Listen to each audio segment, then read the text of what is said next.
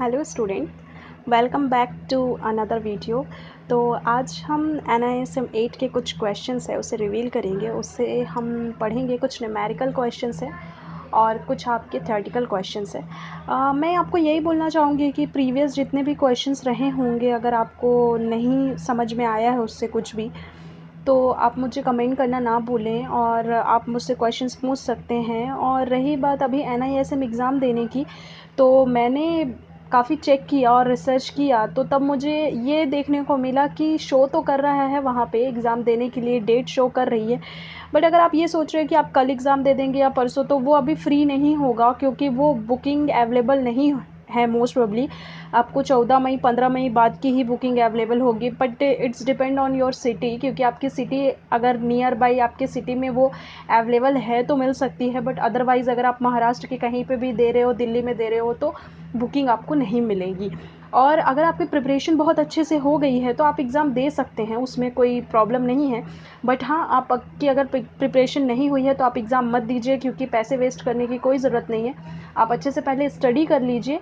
Lockdown है अभी, तो आप स्टडी कर सकते हो, आप घर पे हैं काफ़ी अच्छे से। अगर आप दिन भर में 3 घंटा 2 घंटा, या अगर अच्छे से आप पढ़ाई कर रहे हो 1 घंटा भी आप दे रहे हैं, तो बहुत अच्छे से आप प्रिपरेशन कर सकते हैं इसके लिए। तो उसके लिए ना घबराइए आप। और रही बात एग्ज़ाम की, तो एग्ज़ाम में ऐसा है कि अभी आपको मेरे हिसाब से तो 15 या 20 मई के बाद ही आपको एग्ज़ाम की डेट लेनी चाहिए, क्योंकि अभी लॉकडाउन जैसा चल रहा है तो वो डिले पे डिले हो रहा है, तो आगे बढ़ सकती हैं डेट। क्या होता है, जब हम बहुत अच्छे से तैयारी कर लेते हैं बट हमारी एक्सपेक्टेशन जुड़ जाती है, फिर उसके बाद जब डेट हमें बहुत बाद की मिलेगी तो कहीं ना कहीं हमारा मन डाइवर्ट होने लगता है, फिर हम ध्यान नहीं देते फिर उस पढ़ाई पे। हमें लगता है ठीक है अभी बहुत टाइम है, मैंने तो बहुत अच्छे से पढ़ लिया। बट अगर आप रेगुलर उस चीज़ को कर सकते हैं तो बहुत अच्छी बात है।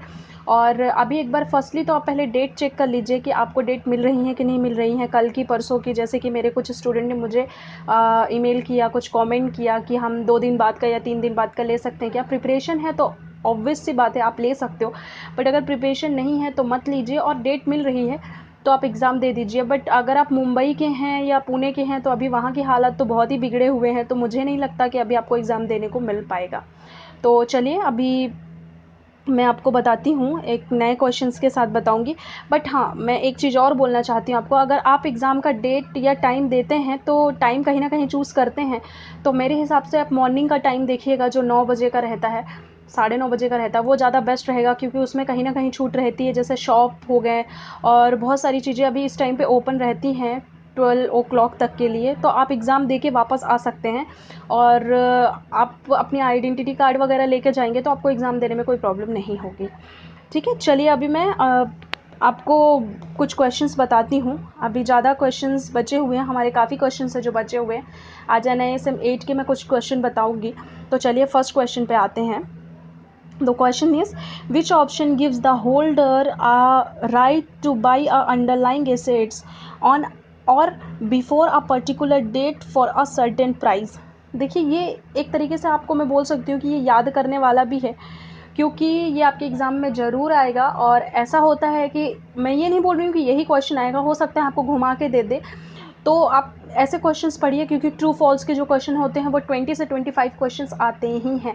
साथ में आपके न्यूमेरिकल क्वेश्चंस आएंगे, साथ में आपके ऐसे भी क्वेश्चंस आएंगे जो 100 क्वेश्चंस में आपको 20 नंबर्स के बहुत सारे क्वेश्चंस मिलेंगे जो सेम रहेंगे कहीं ना कहीं, बट आपको लगेगा कि वो सेम है, बट कहीं ना कहीं उसमें कुछ ना कुछ आपको अंतर देखने को मिलेगा। तो क्वेश्चंस को बहुत अच्छे से बारीकी से पढ़िएगा, क्योंकि क्वेश्चन बहुत घुमावदार आता है।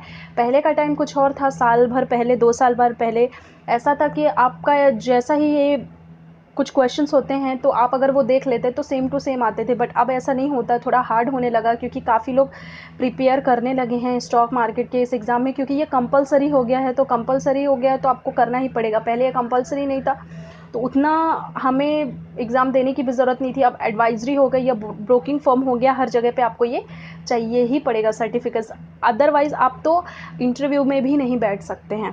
तो प्रिपरेशन काफ़ी अच्छे से कीजिए, आपका पैसा बहुत कीमती है, उसे वेस्ट ना कीजिएगा। क्योंकि मैं यही बोलूँगी कि जब तक प्रिपेयर ना हो तब तक एग्ज़ाम का आप फॉर्म भी मत भरो, क्योंकि फॉर्म का क्या है, डेट तो आपको मिल जाएगा 5 दिन बाद 6 दिन बाद मिल जाएगा। बट पहले प्रिपरेशन कर लो, एक कॉन्फिडेंस आ जाए, उसके बाद ही आप एग्ज़ाम दीजिएगा।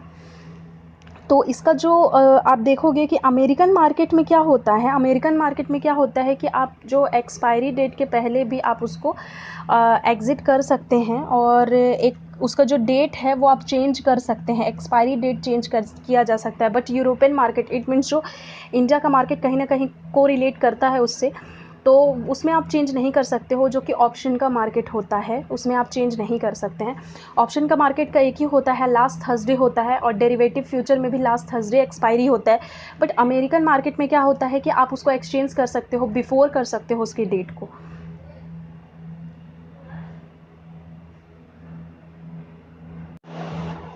चलिए दोस्तों, तो आई होप सो आपको ये तो समझ में आ गया होगा। अगर इस क्वेश्चन से रिलेटेड कोई भी डाउट आता है तो प्लीज़ कमेंट कीजिए। मैं कोई भी क्वेश्चन आपको बताती हूँ, हर क्वेश्चन से रिलेटेड कोई डाउट है आपको तो मुझे पूछिएगा आप कमेंट करके।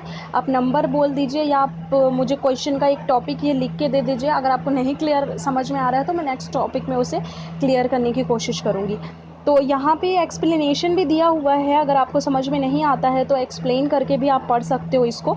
जैसे अमेरिकन ऑप्शन में क्या होता है ये दिया हुआ है, the owner of such option can exercise his right at any time on or before the expiry date to of the contract. ठीक है, ये पहले भी आप इसको एग्ज़िट कर सकते हो, और आप इसकी जो एक्सपायरी डेट होती है उसकी एक्सपायरी डेट के पहले ही, बिफोर जो एक्सपायरी डेट होती है, एक्सपायरी डेट के बिफोर आप उसको मॉडिफाई कर सकते हैं, डेट और डेट को मॉडिफाई कर सकते हैं, करेक्ट कर सकते हैं, उस कॉन्ट्रैक्ट को चेंज कर सकते हैं। ठीक है, तो अभी इससे कोई डाउट होता है तो मुझे आप कमेंट करना ना भूलें। चलिए, एक ये जो क्वेश्चन है, ये क्वेश्चन एक ऐसा क्वेश्चन है जो मुझे मेरे एक स्टूडेंट ने स्क्रीनशॉट सेंड किया था एक क्वेश्चन का, और उसके बाद मुझे ये पूछा था। तो मुझे लगा कि ये मैं ज़्यादा अच्छे से आपको समझा दूं, क्योंकि अगर उन्हें डाउट आ रहा है तो आप लोगों को भी कहीं ना कहीं डाउट आ रहा होगा। एक वीडियो में मैंने एक ऐसा सेम टू सेम यही क्वेश्चन आपको बताया था, क्योंकि मुझे ये क्वेश्चन नहीं मिला था उस टाइम पर। तो मैंने सोचा कि पहले मुझे जो क्वेश्चन सामने में आया जो कि सेम टू सेम है तो मैं उसे पहले बता दूं, उसके बाद जैसे ही ये क्वेश्चन आए तो मैंने इसे भी आपके सामने लेके आई कि मैं आपको इसको भी बहुत अच्छे से बता दूं। तो चलिए इसको देखते हैं। यहाँ पे लिखा है a portfolio of A 25 lakh has a beta. मैंने ऑलरेडी बता दिया है कि बीटा क्या होता है, बीटा क्या काम करता है, मैक्सिमम बीटा क्या होता है, मिनिमम बीटा क्या होता है, हर चीज़। बीटा जितना भी होता है, बीटा मतलब आप एक तरीके से ये सोच सकते हो कि जैसे मैंने स्टॉक कोई बाय किया हुआ है, जैसे 10 लाख का मैंने स्टॉक बाय करके रखा हुआ है, परचेस करके रखा हुआ है, तो उसका जो बीटा होगा ना वो अपोजिट तरफ पे अगर आप देखोगे तो आपको इंडेक्स जो होगा, निफ्टी जो होगी, निफ्टी इंडेक्स, आप उसको सेल करना होगा। आपको कितना सेल करना होगा, उसके इक्वल अमाउंट में ही सेल करना पड़ता है। बट यहाँ पे दिया है कि जो इसका बीटा है वो कितना है। तो ये portfolio of 25 lakh has a beta of, इसका पोर्टफोलियो का जो बीटा है वो 1.20 बोल रहा है। वो मतलब उसका जो पोर्टफोलियो है वो 25 लाख रुपए है, उसने स्टॉक मार्केट में 25 लाख रुपए के कैश में परचेस करके रख लिया है, लेकिन उसका जो बीटा है वो 1.20 है, और जो मैक्सिमम बीटा होता है वो 1 होता है। Maximum beta 1 equal to 25 lakh हुआ। कैसे, चलिए अभी मैं एक एग्जांपल के थ्रू आपको कैलकुलेटर में बताऊंगी तो ज़्यादा अच्छे से समझ में आएगा वो, तो इसलिए मैंने कैलकुलेटर पहले ही ओपन करके रख लिया है कि आपको क्लियरली समझ में आ जाइए।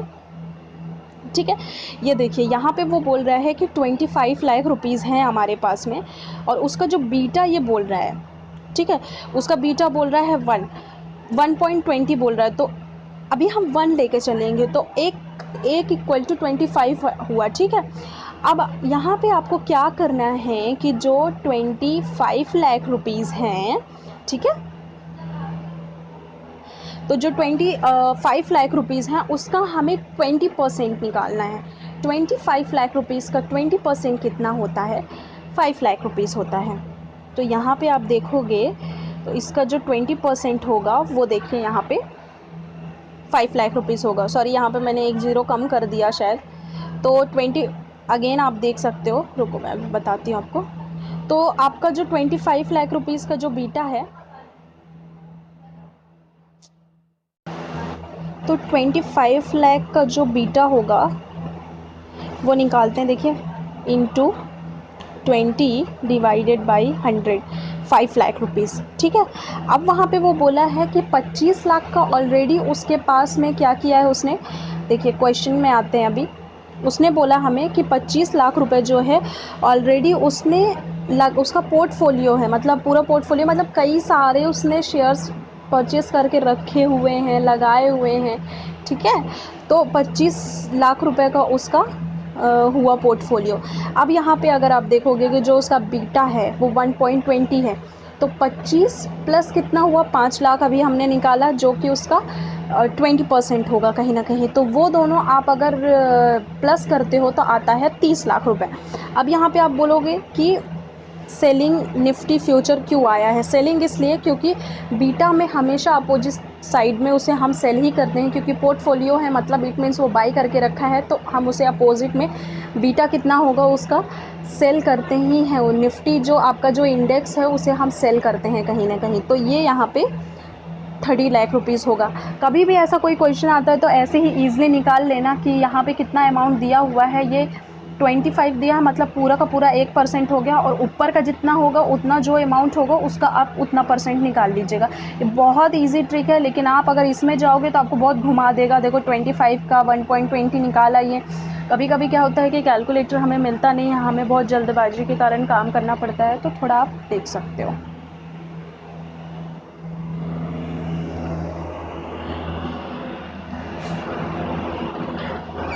चलिए अभी हम एक नए नेक्स्ट क्वेश्चन पे आते हैं।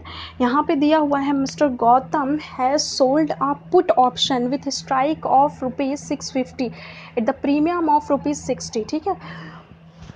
जो मिस्टर गौतम है उसने क्या किया है, एक पुट ऑप्शन को सोल्ड करके रख दिया है। पुट ऑप्शन जो है उसका वो सोल्ड करके रखा है, और स्ट्राइक प्राइस है उसका 650, लेकिन उसका प्रीमियम उसमें ने कितने में लिया था, 60 में लिया था। What is the maximum gain share that may have to expiry of this position. जब उसने पुट लिया हुआ है, पुट सेल किया है, इट मीन्स उसने कहीं ना कहीं बढ़ने पे पैसा लगाया हुआ है। अगर वो कॉल सेल करता तो उसे अनलिमिटेड प्रॉफिट होता, बट अगर वो पुट सेल करता है तो उसको उतना ही प्रॉफिट होता है जितना उसने प्रीमियम उठाया हुआ है। ये मैं बहुत ईजी लैंग्वेज में बता रही हूँ, फिर से इसे बोल दे रही हूँ। अगर उसने कॉल सेल किया होता तो कहीं ना कहीं उसे अनलिमिटेड प्रॉफिट होता, चाहे प्रीमियम 60 होता, 120 होता या 180 होता। जितना भी मार्केट बढ़ता वो अनलिमिटेड ज़्यादा कहीं नहीं के ऊपर हो सकता है कि अगर वो 60 पे लेता तो उसको 80 मिल सकता था, 120 या 140 या 200, 250, 500 जो भी। बट पुट अगर आप सेल करते हो कहीं ना कहीं तो आपको सिर्फ लिमिटेड ही प्रॉफिट होता है, जो कि होता है 60। आप कॉपी में नोट करके रख लेना, ये क्वेश्चन आता है और पूछता ही है वो घुमा के हमें। ये क्वेश्चन आएगा तो बहुत अच्छे से इसे याद कर लीजिएगा। प्रीमियम ऑफ ₹60, तो इसका जो गेन होगा वो क्या होगा, 60 होगा। देखो करेक्ट आंसर क्या है हमारा, 60। यहाँ पे लिखा है the maximum seller of an option either call or put can gain is the premium he receive in this case Mr. Gautam receiving ₹60 per share per premium and that can be his maximum profit। इतना घुमावदार जाने की ज़रूरत नहीं है और पढ़ने की इतनी ज़रूरत नहीं है, क्योंकि ये जो लिखते हैं यहाँ पे वो उतना क्लियरली समझ में नहीं आएगा, लेकिन जो मैं आपको बता रही हूँ वो आप अच्छे से पढ़ लीजिएगा, वो आपको क्लियरली समझ में आ जाएगा और आप पढ़ सकते हो इसको, ठीक है। आई होप सो आपको आज के सारे क्वेश्चन समझ में आए होंगे। अगर आपको कोई भी क्वेश्चंस में डाउट आते हैं या कुछ भी आपको नहीं समझ में आया है तो प्लीज़ मुझे वापस से कमेंट कीजिएगा, मैं आपको नेक्स्ट वीडियो में बताऊंगी। मैं बार बार यही कहती हूँ। और अभी तक जिन्होंने सब्सक्राइब नहीं किया है, लाइक नहीं किया है या शेयर नहीं किया है, वो ज़रूर करते हैं, सब्सक्राइब कीजिए और ज़्यादा से ज़्यादा अपने फ्रेंड्स को या जिन्हें ज़रूरत है स्टडी के लिए तो उन्हें आप शेयर कीजिए। और अभी आने वाले कुछ टाइम में बहुत जल्द ही मैं स्टॉक मार्केट के बहुत सारे न्यू अपडेट लेके आने वाली हूँ, जिसमें आपको स्टॉक मार्केट में ट्रेड कैसे करना है, मार्केट कैसे देख सकते हो आप, क्या पोजीशन लगानी चाहिए, क्या नहीं लगानी चाहिए, प्रैक्टिकल नॉलेज आपको बताऊंगी। जब आप जॉब में जाएंगे तो आपको कौन सा ऐसा वेबसाइट है जहाँ पे यूज़ करें तो आपको बहुत क्लियरली वो सारी चीज़ें जल्दी समझ में आ जाए, ज़्यादा वेट करने की ज़रूरत ना पड़े। ये सारी चीज़ें मैं बहुत जल्दी आपको एक्सप्लेन करने वाली हूँ और बहुत सारे न्यू अपडेट आने वाले हैं। तो मेरे चैनल में हमेशा बने रहिएगा ताकि मैं जैसे ही वीडियो डालूँ सबसे पहले आप तक पहुंच जाए वो और आप मेरी यूट्यूब फैमिली में जुड़ जाए। तो चलिए अब मिलते हैं नेक्स्ट वीडियो में। आज के लिए इतनी स्टडी कीजिए, कोई डाउट आता है तो कमेंट करना ना भूलें। Thank you.